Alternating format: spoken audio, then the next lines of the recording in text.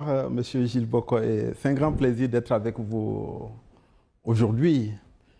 Je dois dire, face à la situation que vous venez de décrire, en tant que membre du gouvernement, mais aussi en tant qu'acteur et responsable politique, il est de notre devoir de chercher à éclairer nos concitoyens, de les rassurer, de leur faire comprendre que, quels que soient les problèmes qui peuvent se poser, quelles que soient les épreuves qui peuvent advenir, que nous avons la capacité, en tant que citoyens, en tant que responsables politiques, de les surmonter et puis de continuer la marche du pays en avant à travers l'esprit d'ouverture et de dialogue. Monsieur le ministre, le ciel de la Ve République semblait bien calme jusqu'au 6 juin, date à laquelle une grogne sur les réseaux sociaux, d'abord, s'est étendue aux rues de Lomé.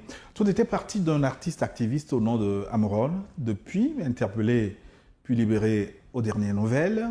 Monsieur le ministre, pour revenir sur les conditions de l'interpellation d'Amron, est-ce qu'elle ne laisse pas à désirer quelque peu avec près de 50 soldats envoyés sur les lieux, en dehors des heures légales, pour après tout déposer le prévenu dans un hôpital psychiatrique? Est-ce que ça ne laisse pas à désirer?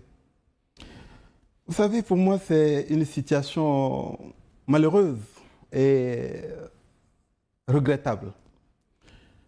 Mais cela étant, je crois qu'avant de faire la fixation sur les conditions éventuelles de son interpellation, les conditions dans lesquelles il a été interné plutôt dans un centre de santé et traité, il est important de souligner.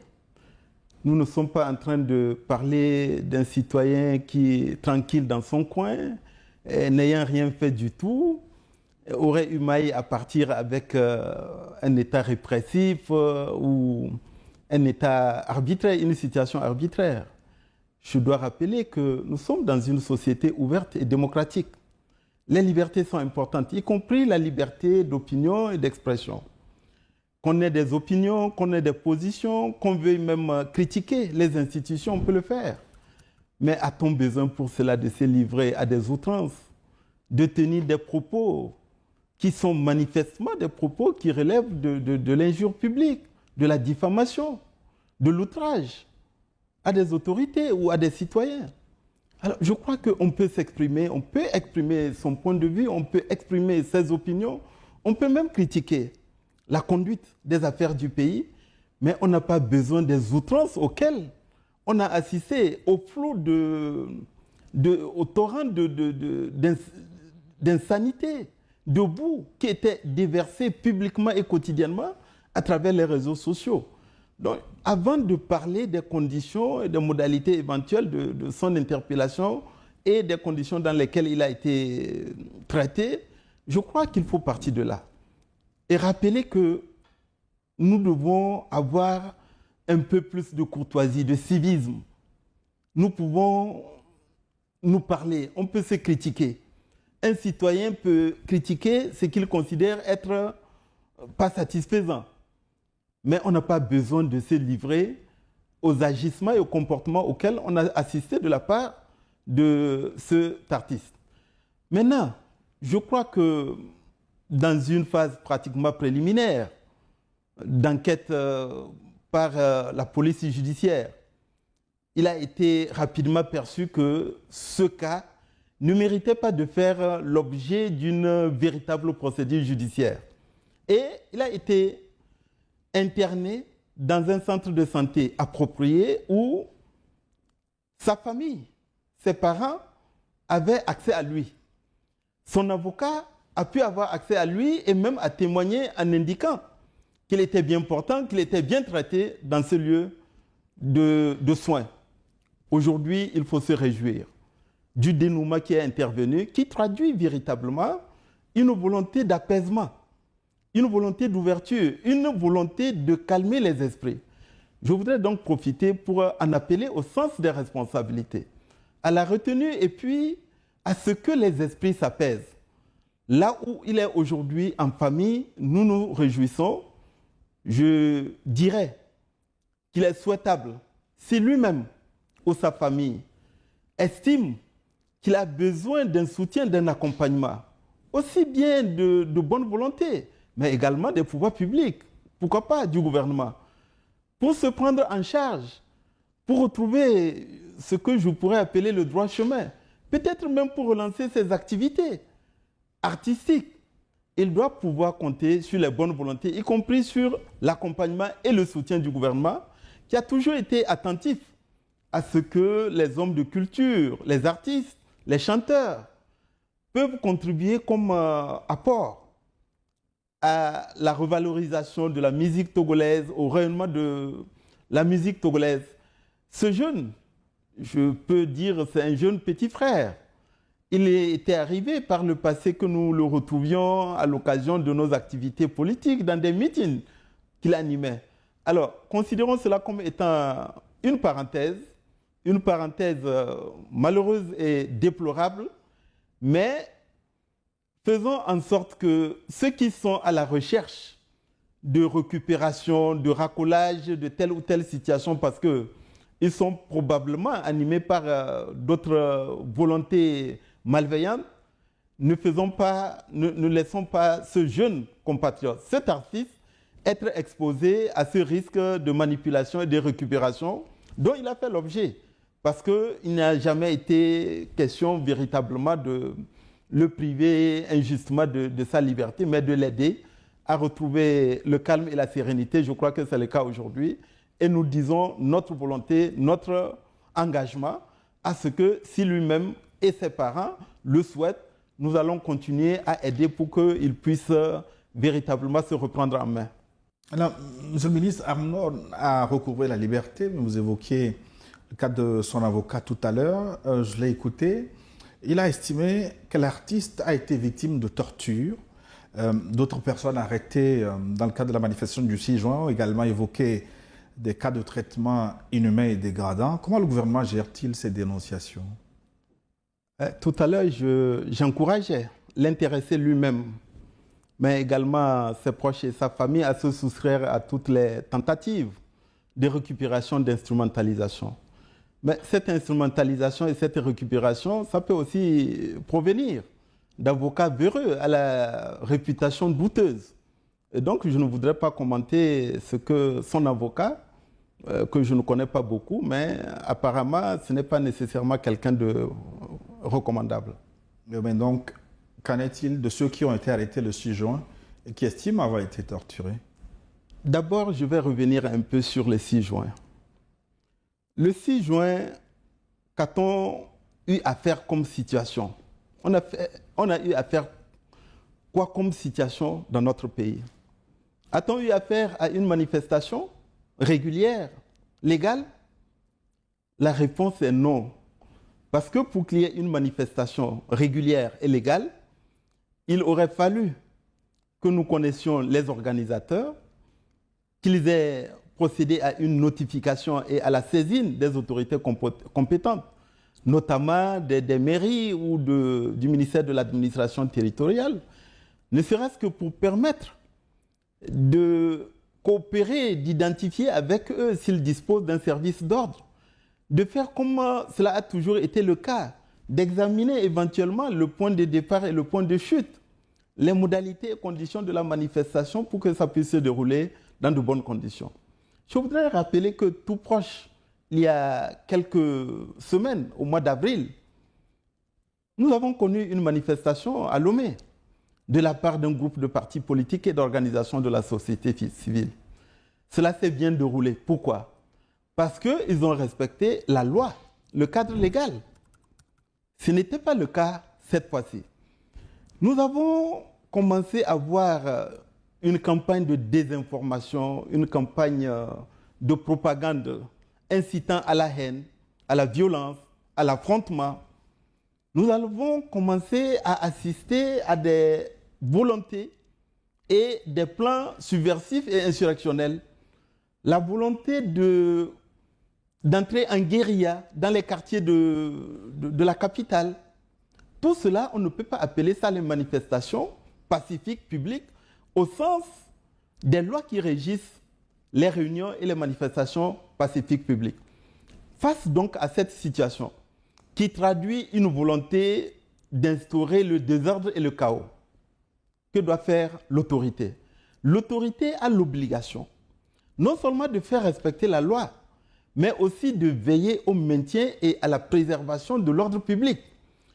Nous sommes dans une société qui est caractérisée à la fois par sa diversité et son pluralisme, à tout point de vue, y compris en termes d'opinion politique. Ceux qui, d'un côté, disent qu'ils veulent semer le chaos et le désordre, ceux qui, d'un côté, disent qu'ils veulent s'en prendre aux institutions constitutionnelles et républicaines, et de l'autre côté, ceux qui peuvent être attachés et qui sont attachés à l'ordre constitutionnel, aux institutions, au respect de la loi, ceux qui souhaitent vaquer à leurs activités, qu'est-ce qu'il faut faire? C'est de la responsabilité de l'État d'agir, d'une part, pour faire respecter la loi et préserver l'ordre public, faire en sorte que toutes les libertés puissent être conciliées. Et donc, surtout que nous n'étions pas face à une manifestation ou à une volonté de manifestation régulière et légale. Et donc, que l'État ait pris les décisions les plus fermes pour éviter que ce chaos, ce désordre, ces affrontements prophétisés, voulus et recherchés par certains ne puissent se produire. Je crois qu'au Togo, comme ailleurs dans toutes les démocraties, l'État ne peut pas agir autrement que comme il l'a fait le 6, parce que nous n'étions pas face à une manifestation ou à une volonté d'organiser une manifestation régulière. Je sais que parmi les personnes qui ont été interpellées, il y en a qui ont pu agir par ignorance ou par méconnaissance des lois. C'est d'ailleurs pourquoi, cette fois-ci, il y a une anticipation, il y a une communication. Les règles, le cadre légal régissant et encadrant les réunions et les manifestations pacifiques publiques ont été rappelées à travers un communiqué du gouvernement. Et donc, je voudrais donc saisir l'occasion pour en appeler au sens de la responsabilité, au civisme, à la retenue des uns et des autres. Et surtout, à dire à nos concitoyens qu'à partir du moment où une manifestation n'est pas régulière, une manifestation n'est pas légale, n'est pas organisée dans le respect des règles et du cadre légal, il vaut mieux s'abstenir de vouloir y participer parce que vous trouverez face à vous l'État qui n'est pas dans une volonté de répression ou d'oppression de quelque nature que ce soit, mais qui est dans son rôle, dans sa responsabilité de faire respecter la loi, de maintenir l'ordre et la sécurité au bénéfice de tous les concitoyens. Monsieur le ministre, dans la foulée de la furia contre le régime togolais, surtout sur les réseaux sociaux, l'ancienne ministre des Armées, Mme Marguerite Nyakadé, a sorti 2 brûlots contre la gouvernance du président du Conseil. Que voyez-vous là? Une coïncidence ou une connivence avec les grognards? Non, j'aurais voulu ne pas avoir à commenter par rapport à l'attitude et aux agissements d'une ancienne collègue. J'observe qu'il existe de la part de certains médias, y compris de la part des détracteurs du gouvernement et des autorités, une certaine mansuétude à l'égard de l'intéressé. Ce qui est constant, et de ma petite expérience, il est difficile d'avoir géré, d'avoir été ministre sans se voir reprocher des manquements, sans faillir.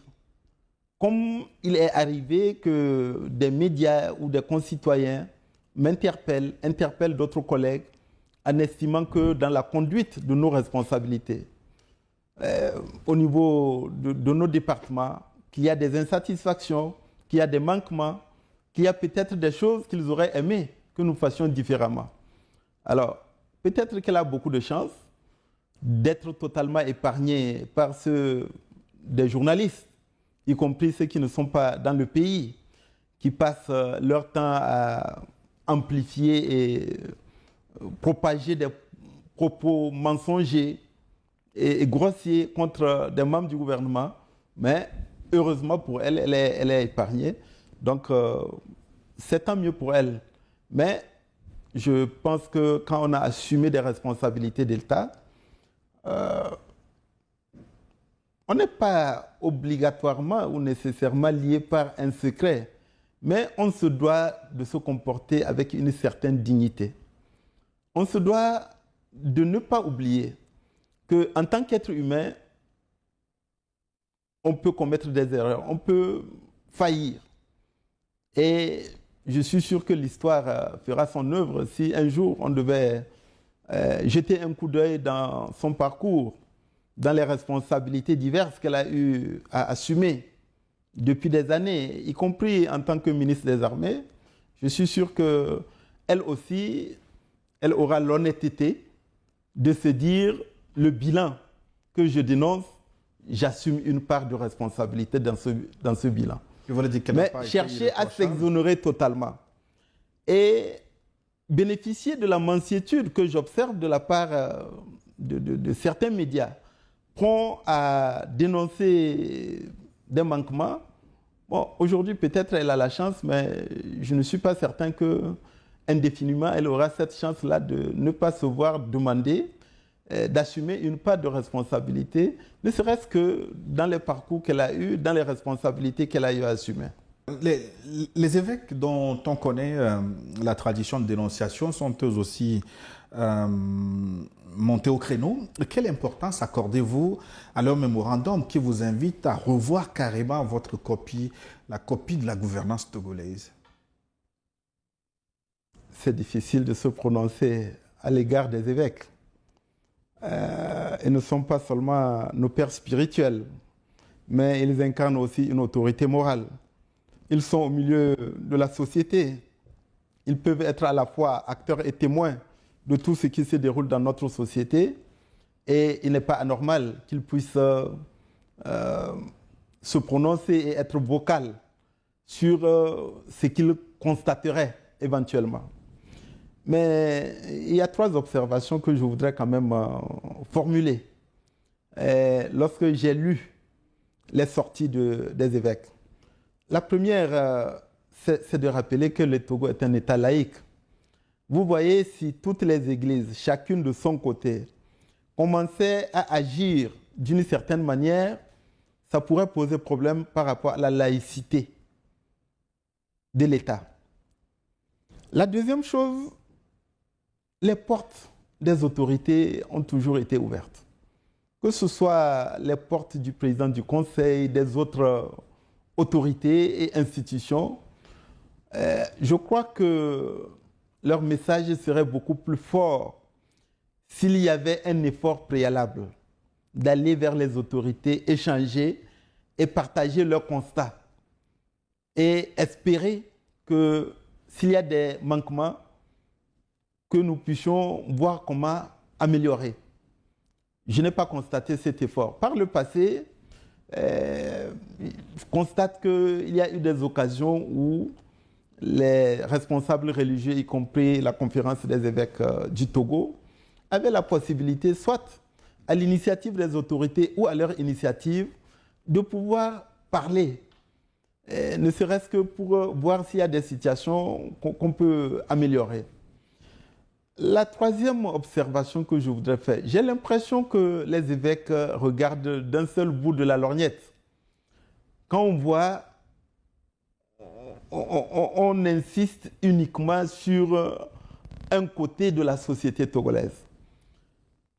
Parfois, on oublie les efforts constants qui sont faits par les autorités au plus haut niveau, que ce soit en termes d'apaisement, en termes de mesures d'ouverture, en termes de dialogue, en termes de recherche de compromis pour mener des réformes.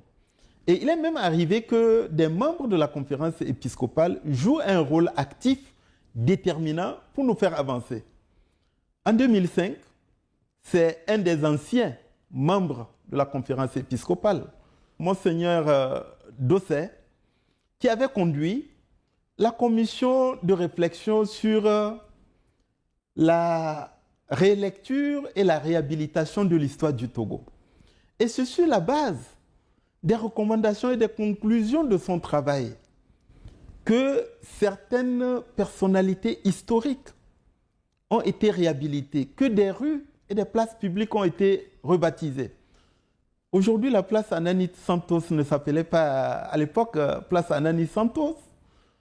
Mon aîné Et un de mes ancêtres, pratiquement, Kléber Dadjo, aujourd'hui, il y a un monument en son honneur qui est en train d'être construit dans son village à Sioux. Il y a beaucoup de choses qui ont été faites. Le 13 janvier qui était célébré auparavant n'est plus célébré. Ça fait partie des acquis qui ont été obtenus par notre pays sur la base d'un travail fait par des prélats ou des membres de l'Église. En 2009, Monseigneur Bariga, paix à son âme, a joué un rôle déterminant. Aujourd'hui, nous constatons que le Hkroun, Madame Nana Awa Nana, est en train de sillonner le pays avec des mesures d'indemnisation. Et ça, nous ne pouvons pas dénier ce rôle appréciable et apprécié par les Togolais que parfois des membres de l'Église, notamment de l'Église catholique, ont pu jouer. Moi-même, en tant que ministre de la fonction publique, il m'arrive, avec mes collègues de la santé et de l'éducation, de regarder comment nous pouvons collaborer et coopérer en matière d'enseignement confessionnel ou des centres de santé confessionnels.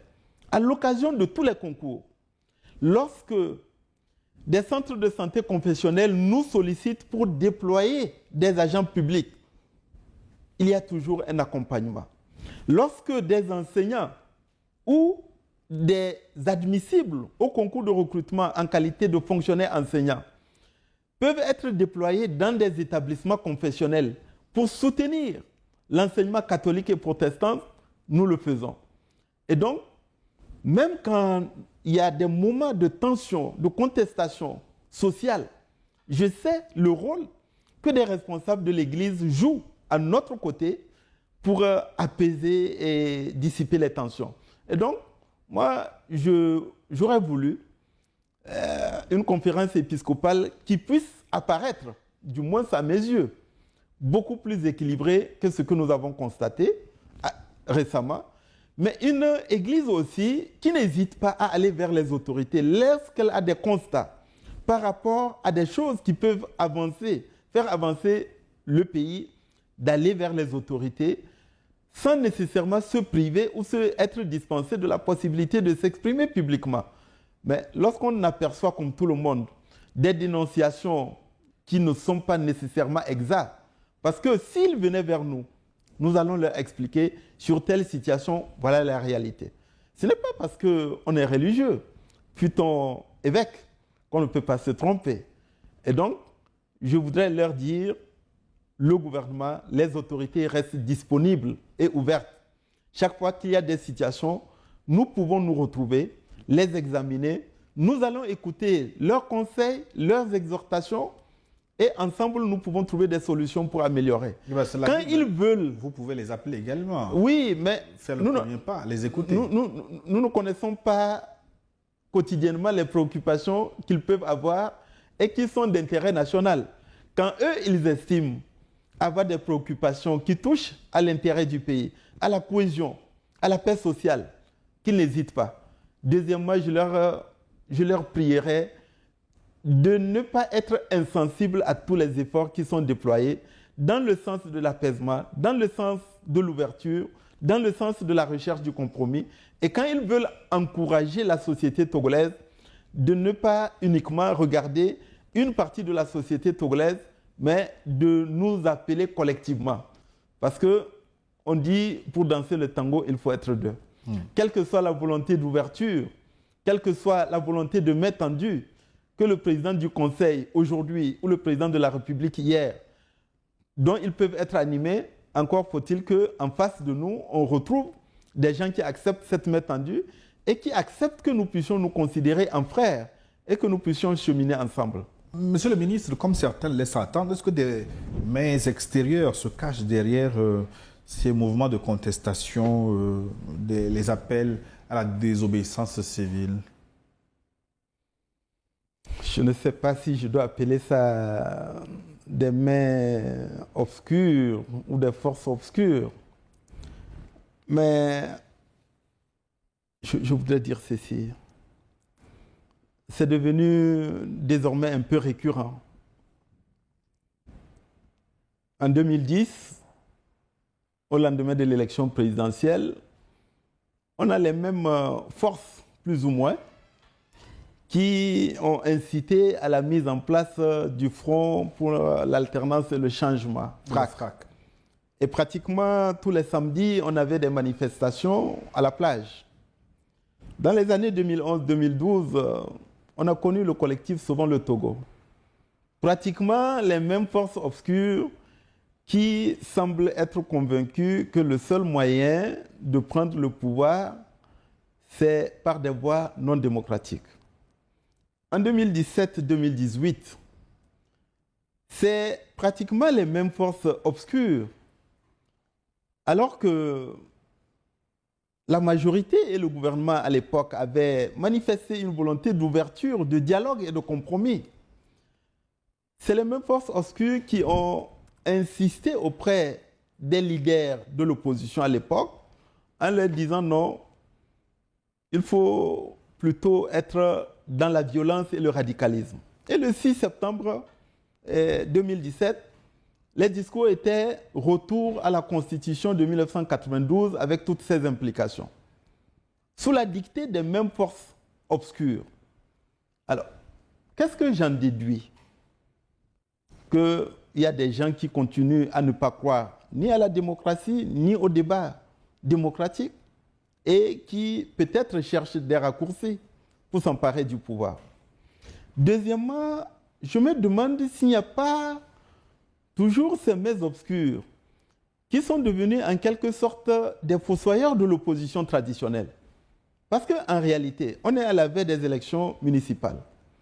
On fait tout pour distraire l'opposition traditionnelle avec des appels à la violence, à la révolte, des appels à l'insurrection.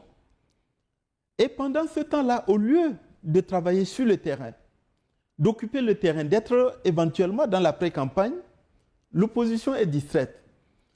Et c'est les mêmes forces obscures qui ont tendance à disqualifier les acteurs et les partis politiques de l'opposition qui sont sur le terrain en disant « Ah, vous ne faites rien pour renverser ce régime. Vous êtes devenus des collaborationnistes. » Alors, je suis très surpris quand je constate qu'au sein de cette opposition sur le terrain, parfois des femmes et des hommes qui siègent dans les institutions se laissent distraire et jouer à ce jeu qui finalement profite à ceux qui veulent la noyauter, l'affaiblir. Et donc, je le regrette. Maintenant, je crois que ces velléités ne nous émeuvent pas. Nous avons toujours pensé que la société togolaise aspire davantage à la tranquillité, à la paix. Nous avons toujours pensé, je disais tout à l'heure que le 6, nous n'avons pas eu affaire à une volonté d'organisation de manifestations pacifiques publiques. Cela étant, nous ne devons pas récuser ou jeter les préoccupations qui peuvent être exprimées, les attentes qui peuvent être formulées. Est-ce qu'il y a des Togolais qui continuent à estimer que la réforme constitutionnelle n'est pas bonne? C'est leur droit le plus absolu. Peut-être il y a des Togolais qui continuent à penser que cette réforme est bonne, mais les modalités de son adoption auraient pu être différentes. C'est leur droit le plus absolu de le penser. Mais je crois que ça, c'est un combat d'arrière-garde. Nous sommes dans la situation où il s'agit de mettre pleinement en œuvre cette constitution, de la pratiquer. Et s'il devait apparaître des insuffisances ou des manquements, nous pouvons en faire le constat ensemble. S'il y a des ajustements et des améliorations à apporter.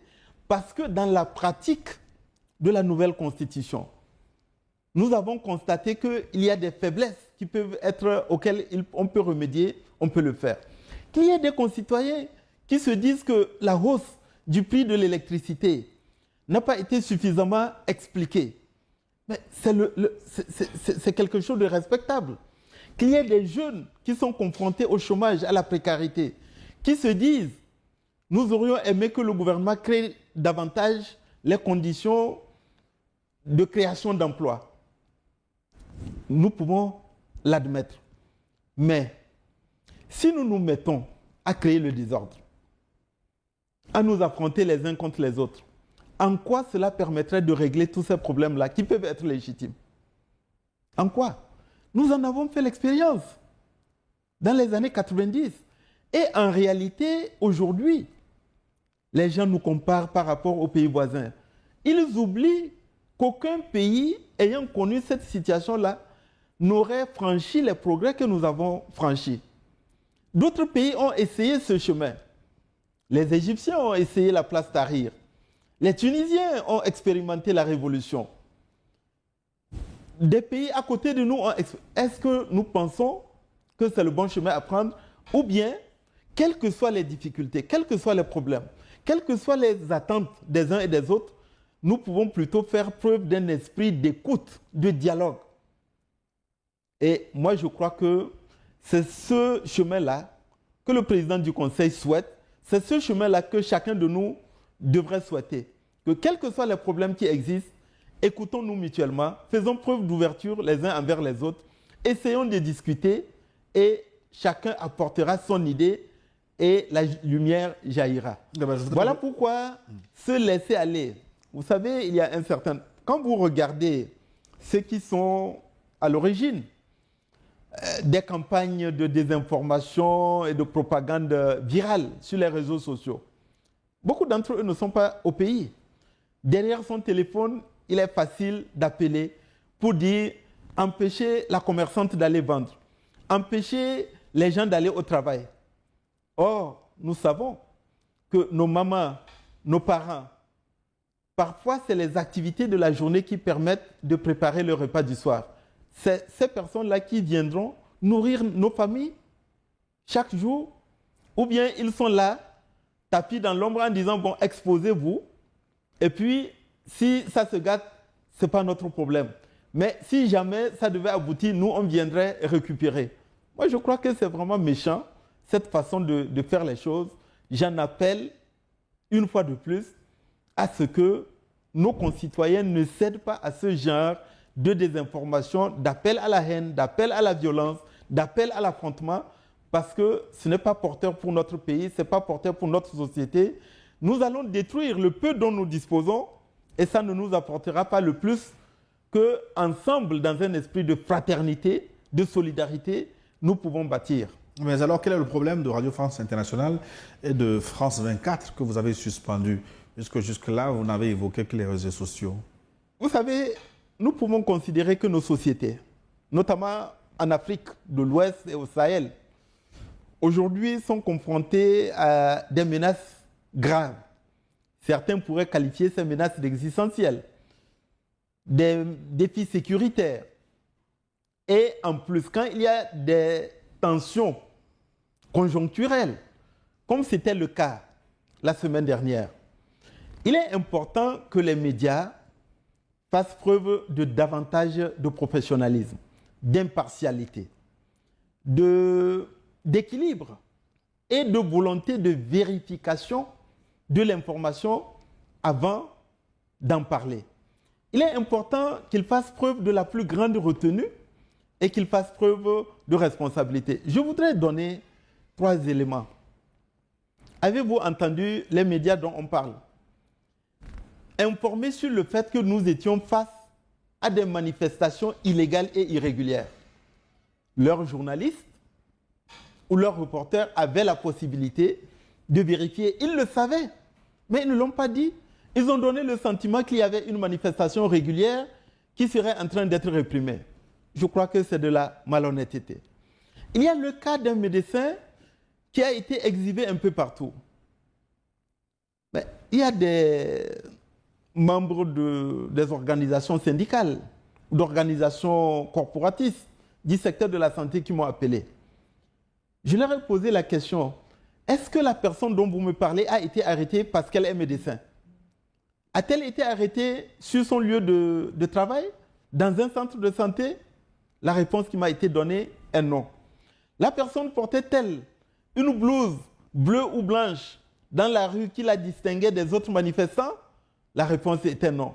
Je dis, mais alors, à supposer que nous veillions œuvrer pour des mesures de clémence ou d'apaisement, pourquoi vous singularisez le médecin et vous oubliez peut-être des ouvriers, des maçons, des artisans, des enseignants, qui éventuellement, par méconnaissance ou par ignorance, ou ayant été un peu manipulés, étaient dans la rue.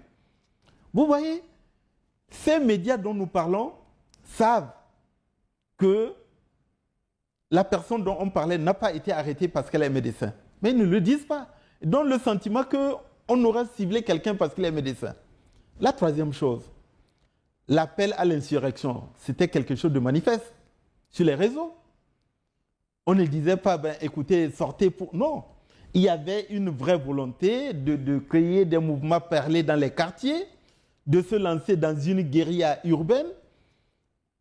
Il y avait des plans et des volontés subversifs et insurrectionnels ouvertement assumés. Lequel de ces médias a dit ça? Est-ce que c'est quelque chose de tolérable? Alors, je dis, il faut espérer qu'ils ont compris le message. L'objectif n'est pas de s'enfermer, d'empêcher les médias de faire leur travail dans notre pays. Au contraire, je pense que l'ouverture nous a toujours caractérisés.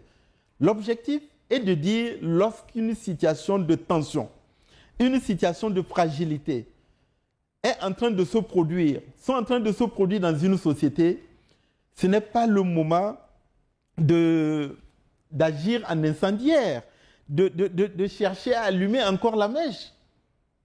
Et c'est cette attitude-là qui est déplorable et même condamnable. Donc, je ne voudrais pas en dire davantage.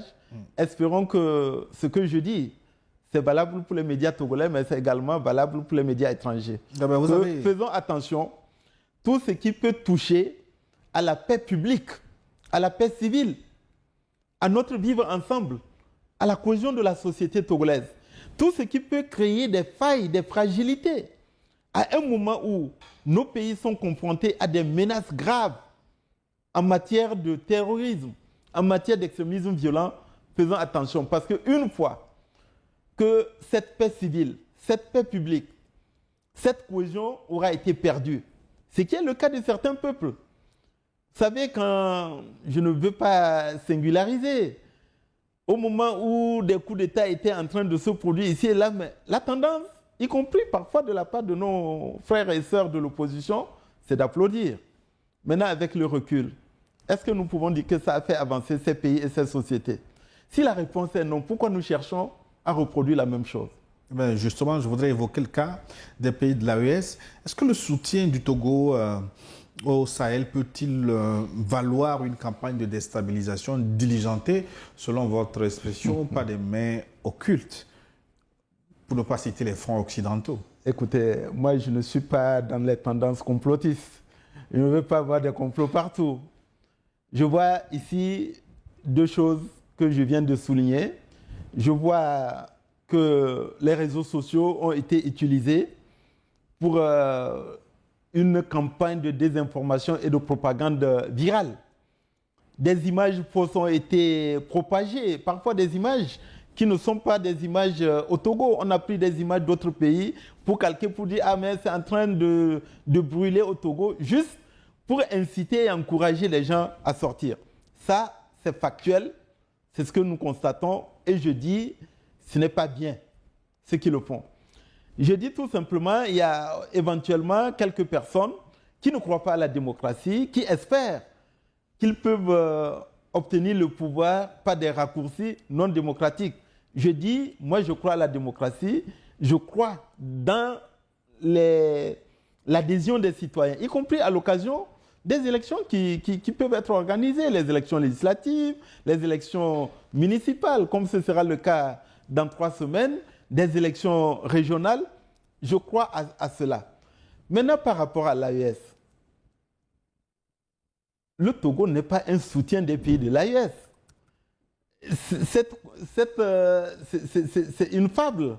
Oui, mais c'est quoi le vrai positionnement? Non, le Togo a des convictions profondes que la coexistence et les relations harmonieuses entre les peuples, les relations de bon voisinage sont déterminants.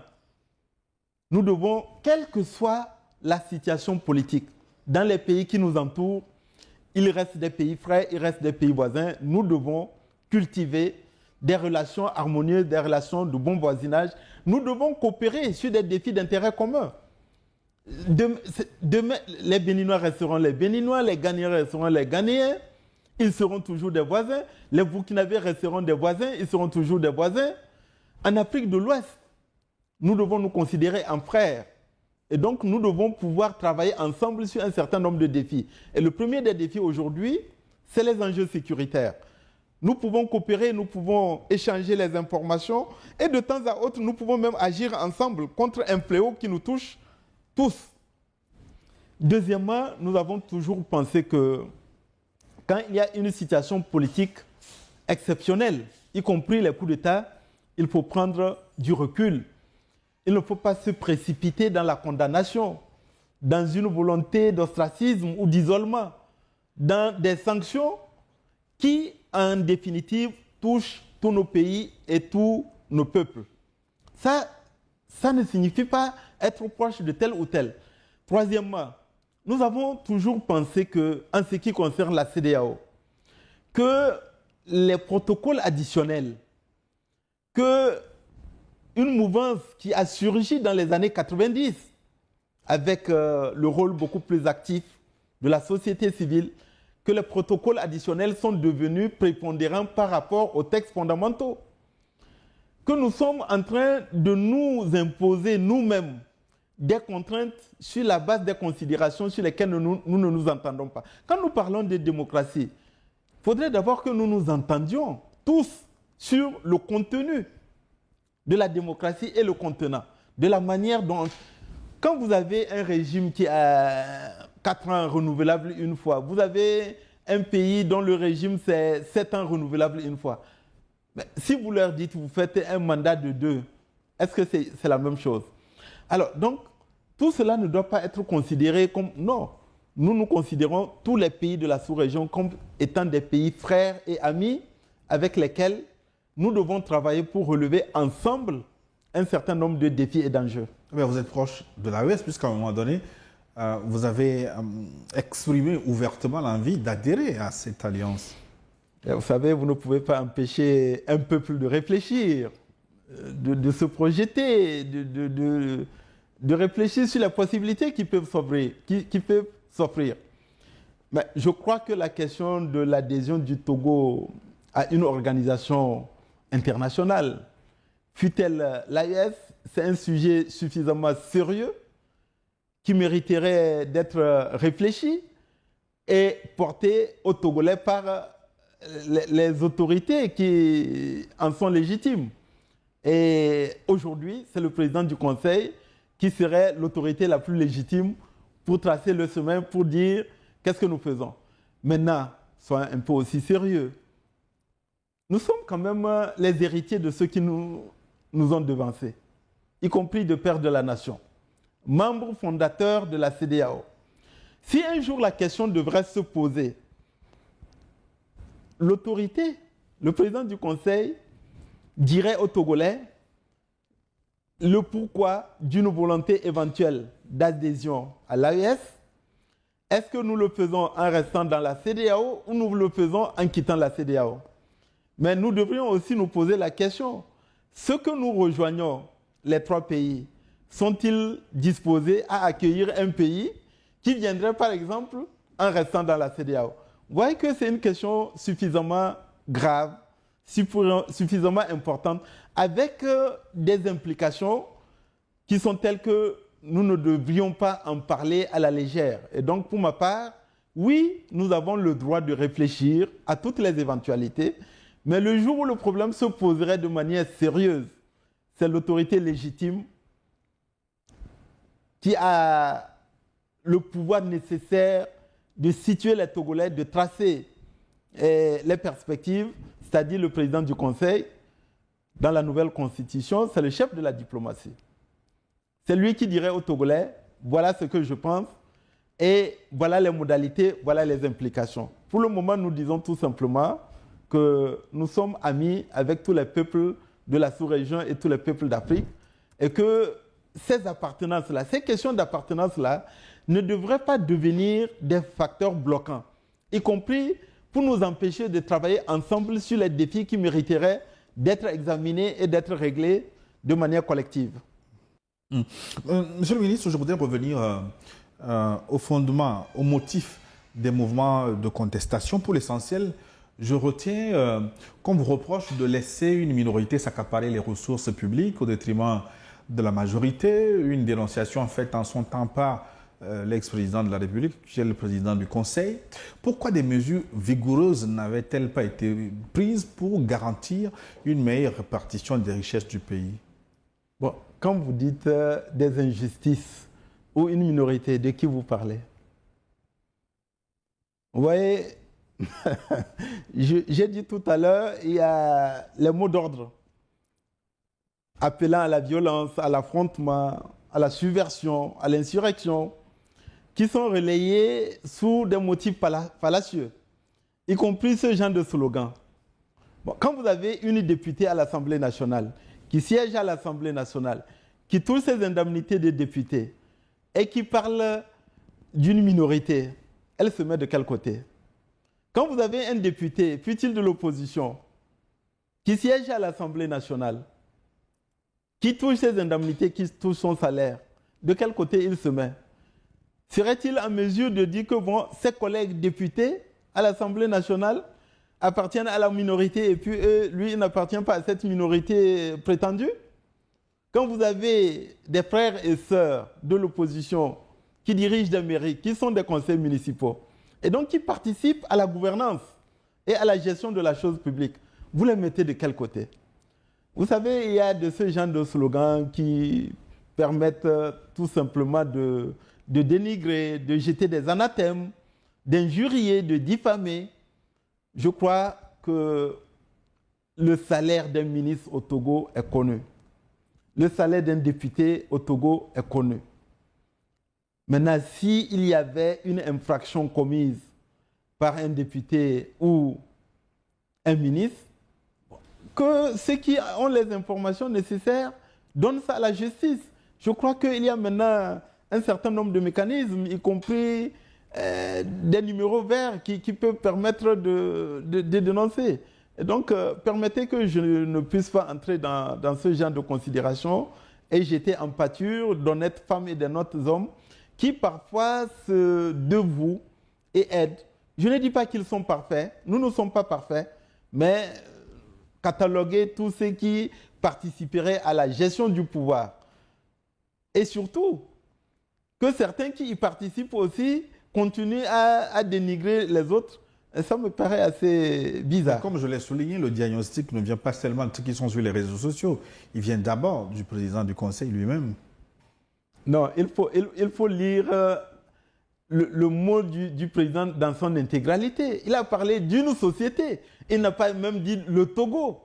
Et c'est à supposer même que ce qu'il dénonçait concerne aussi le Togo. Mais c'est aussi un appel au civisme, un appel à la responsabilité quand on est impliqué dans la gestion des affaires du pays.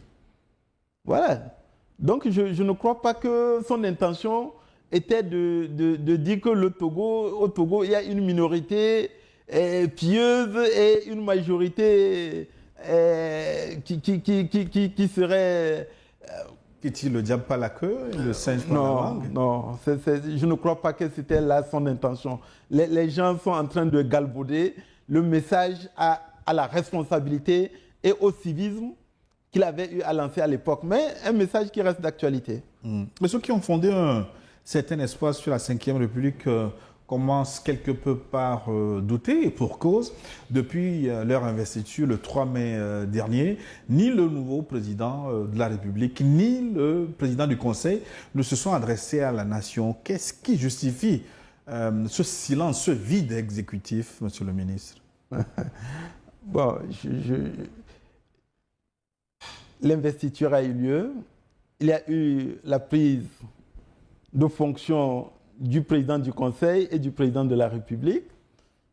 Je pense qu'il y a quelques jours, j'imagine qu'une grande chaîne comme la vôtre, vous avez couvert l'activité du président du Conseil au parc industriel d'Adétikopé, où était lancée une usine textile.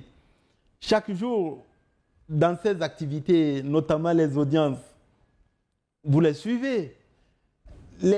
Vous savez, il faut aussi éviter cette personnalisation du pouvoir.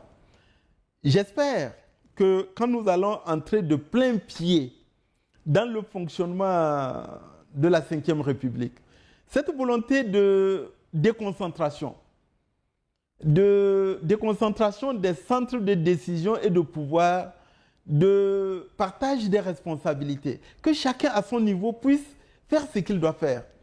Ça permettra de ne pas faire une fixation, une focalisation ni sur le président du Conseil, ni sur le président de la République, ou alors sur les députés, et de comprendre que nous voulons une société dans laquelle chacun a sa place, chacun apporte sa contribution, parce que quel que soit le rôle modeste que les uns et les autres peuvent jouer, c'est l'addition de la contribution de chacun qui peut permettre à une société, à notre société, de progresser. Mais monsieur le ministre, ça fait quand même bientôt 2 mois que les Togolais n'ont pas vu leur nouveau président de la République, ils n'ont pas entendu parler de lui. Vous savez, c'est aussi ça une des vertus de cette nouvelle constitution. La nouvelle constitution a défini le rôle du président de la République, chef de l'État. Et ce rôle-là, ce n'est pas un rôle d'exposition inutile. Comme dans d'autres pays qui ont fait le choix du régime parlementaire. En Italie, en Allemagne. Chaque jour, vous voyez le chancelier tenir le gouvernail, chef du gouvernement. Vous voyez en Italie la présidente du Conseil. En Éthiopie, vous voyez le Premier ministre éthiopien. En Angleterre, vous pouvez passer 3 mois, 6 mois sans voir le roi Charles III. En Belgique, le roi, vous ne le voyez pas tout le temps. En Espagne, vous voyez, c'est ça aussi la Ve République et le régime parlementaire. Un président de la République plutôt effacé et un président, un chef de l'exécutif qui a l'essentiel des pouvoirs exécutifs et qui est à la tâche. Être à la tâche, ce n'est pas l'affichage. Être à la tâche, c'est chaque jour veiller à ce que les orientations soient données à l'administration, que des décisions soient prises, que les forces de défense et de sécurité dans la partie nord du pays soient équipées convenablement, soient nourries convenablement, et que les attaques puissent être contenues, que notre territoire soit défendu, que les populations soient défendues et protégées. Et vous voyez que c'est ça qui se passe. Pendant que certains essayaient de nous distraire ici à Lomé, nous subissions une attaque d'envergure dans la région nord du pays. Pourquoi cette attaque est repoussée, est contenue, neutralisée? Mais c'est parce qu'il y a un président du Conseil qui est en réalité le numéro 1, le chef suprême des armées, qui veille à ce que nos frères et sœurs déployés sur le terrain ne manquent de rien, ne manquent pas d'équipement, ne manquent pas de matériel, ne manquent pas de nourriture, et qu'ils travaillent dans de bonnes conditions. C'est ça le travail. Aujourd'hui, les examens nationaux sont en train d'être organisés un peu partout. Qui les organise? C'est l'administration, c'est l'État. Voulez-vous que le président du Conseil soit en train de sillonner les lycées, les collèges, pour regarder comment les examens sont en train... Y a-t-il des problèmes dans l'organisation de ces examens? Il n'y en a pas. Les fonctionnaires, ils continuent à être payés. Des projets continuent à être lancés. C'est ça l'État. Évitons d'être dans l'affichage, dans une communication propagandiste. Nous ne sommes pas connus en tant que Togolais dans ce sillage-là. Mais qu'en est-il de la formation d'un nouveau gouvernement? L'actuel a démissionné depuis bientôt 2 mois, après 1 an de transition. Au cas où tu étais intéressé, je vais t'aider en te donnant l'adresse à laquelle tu pourrais adresser ta candidature et exprimer ton souhait d'être membre du gouvernement. Vous savez, le gouvernement en cours de formation sera le premier gouvernement de la première législature de la Ve République. Si vous regardez de près, ce qui a toujours caractérisé le président du Conseil actuel, aujourd'hui en tant que président du Conseil, hier en tant que président de la République, c'est le souci de l'unité et de la cohésion. Mais c'est aussi des valeurs qui s'incarnent. Ce n'est pas dire unité, cohésion, appeler les Togolais à travailler ensemble, ce n'est pas juste en parler. Lorsque, avant son investiture et sa prise de fonction en tant que président du Conseil, il en a eu l'occasion, parce que la Constitution, ancienne comme actuelle, le lui permettait de coopter, de désigner 20 sénateurs. Qu'est-ce que vous avez constaté? Sur les 20 sénateurs, il y a pratiquement 10 sénateurs de la majorité et 10 sénateurs de l'opposition, et une parité entre hommes et femmes. C'est ça l'ouverture, c'est ça l'unité, c'est ça la cohésion. Et donc, il faudra, comme il l'a toujours fait, veiller et faire en sorte que le gouvernement qui sera formé ressemble à la société togolaise en termes de diversité, en termes de cohésion, en termes d'unité.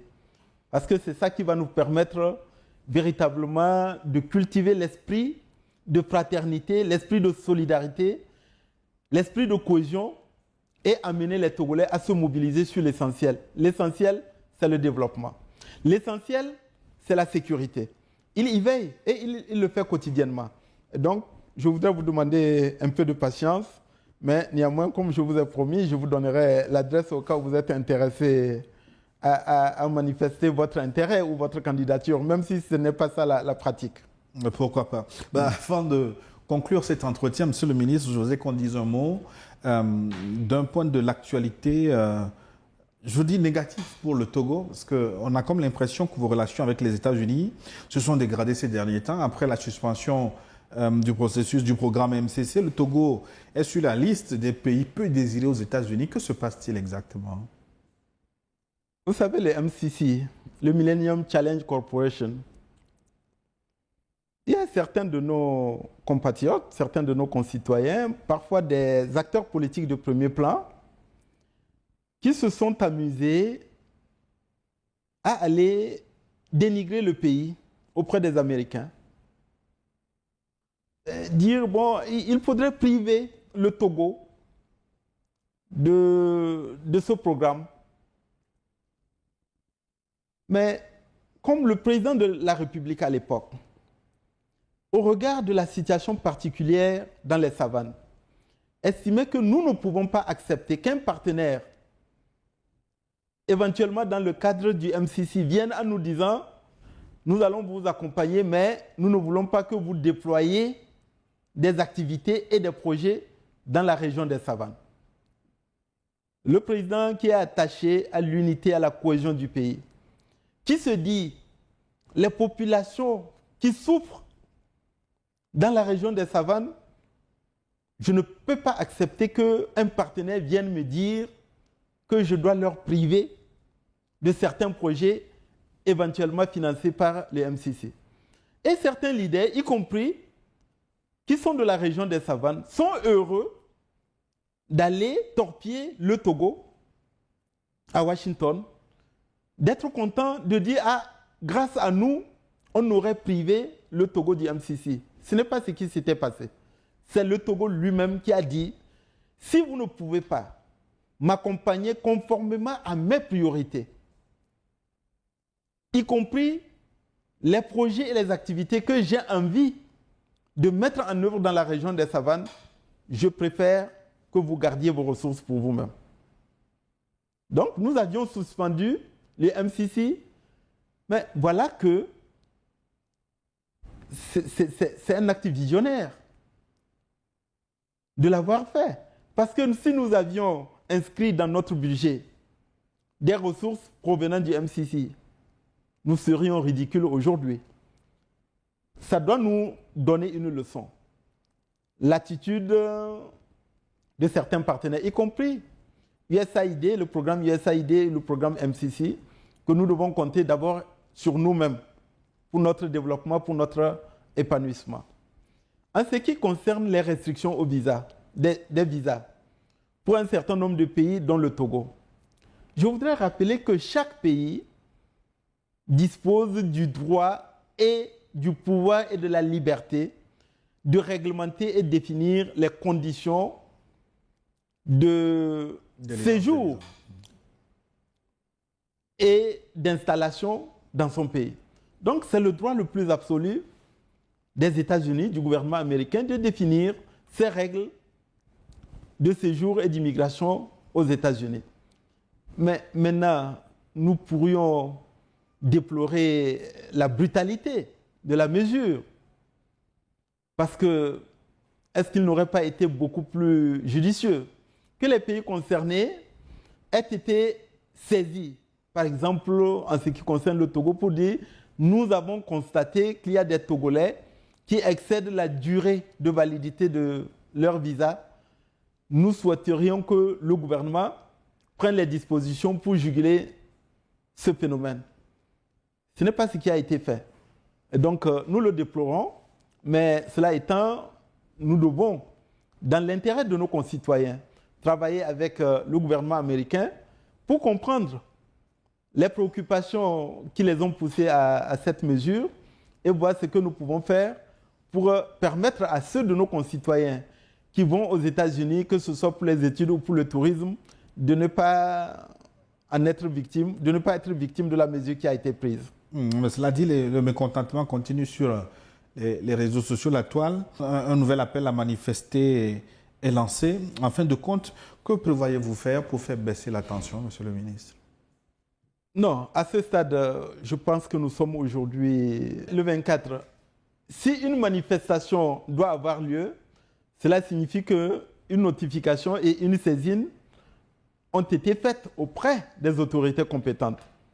À ce stade, je n'ai aucune indication que le respect des règles, le respect du cadre légal ont été respectés. À partir de ce moment, s'il se confirme qu'il n'y a pas de notification, qu'il n'y a pas de saisine des autorités, je voudrais exhorter, encourager nos concitoyens à ne pas prendre le risque de vouloir participer à des manifestations qui sont irrégulières et illégales, parce que la responsabilité de l'État, la responsabilité des forces de l'ordre, la responsabilité de l'appareil judiciaire, c'est de faire respecter la loi.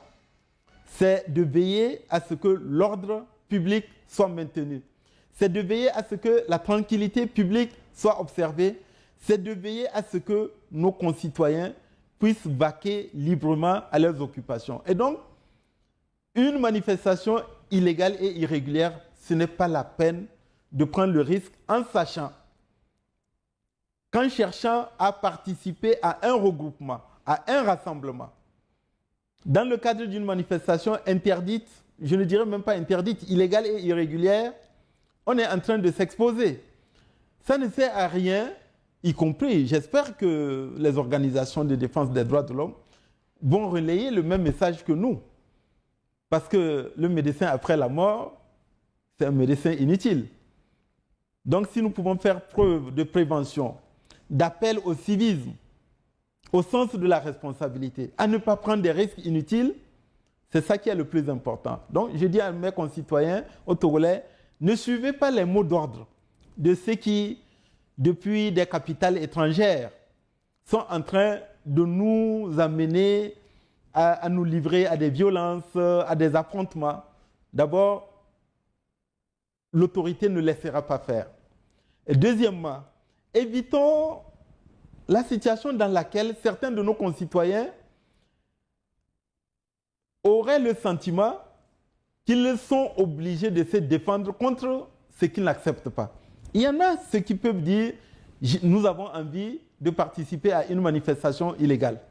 Il y en a qui pourraient être tentés de dire, dans la situation actuelle, dans mon quartier, je ne veux pas que l'ordre soit troublé par des gens, que mes activités soient troublées par des gens qui agissent de manière anarchique. C'est tout aussi illégal. Vous dites? C'est tout aussi illégal. Pourquoi? Vous savez, moi, je comprends parfaitement que je comprends parfaitement au pouvoir public, non, les forces de l'ordre. Mais bien sûr, Mais je comprends parfaitement des jeunes qui, dans un esprit citoyen et non violent, se disent « Nous allons travailler ensemble pour que la tranquillité prévale dans notre quartier ». Je comprends des notables ou des autorités traditionnelles qui se diraient « Mais nous avons trop souffert de manifestations anarchiques qui conduisent à des chasses-poursuites entre les forces de sécurité et des gens qui viennent parfois pour créer le désordre dans notre quartier. » Moi, je les comprends. Je dis à tout le monde, faites confiance à l'autorité publique. Faites confiance aux forces de l'ordre. C'est ce que je dis. Mais je dis à ceux qui seraient tentés de créer le désordre de ne pas obliger d'autres citoyens à croire qu'ils sont en droit de se défendre. C'est ça le problème. Même si nous disons qu'il ne faut pas le faire, nous ne pouvons pas être dans chaque quartier, devant chaque maison.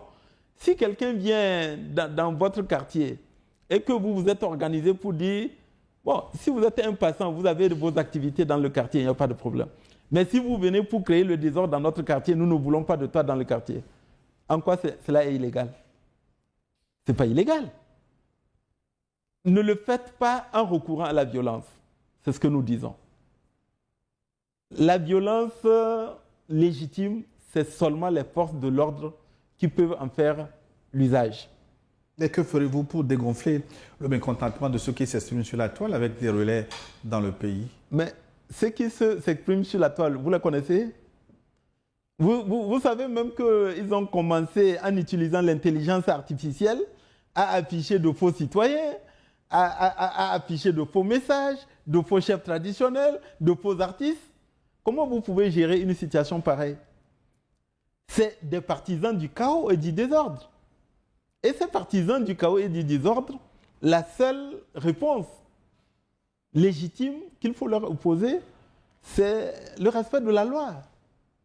Et le respect de la loi doit être assuré par les forces de l'ordre. C'est ce que j'ai dit. Merci, Monsieur le ministre. Nous arrivons à la fin de cet entretien. Merci d'être passé chez nous et évoquer ce sujet. C'est moi qui vous remercie. Merci.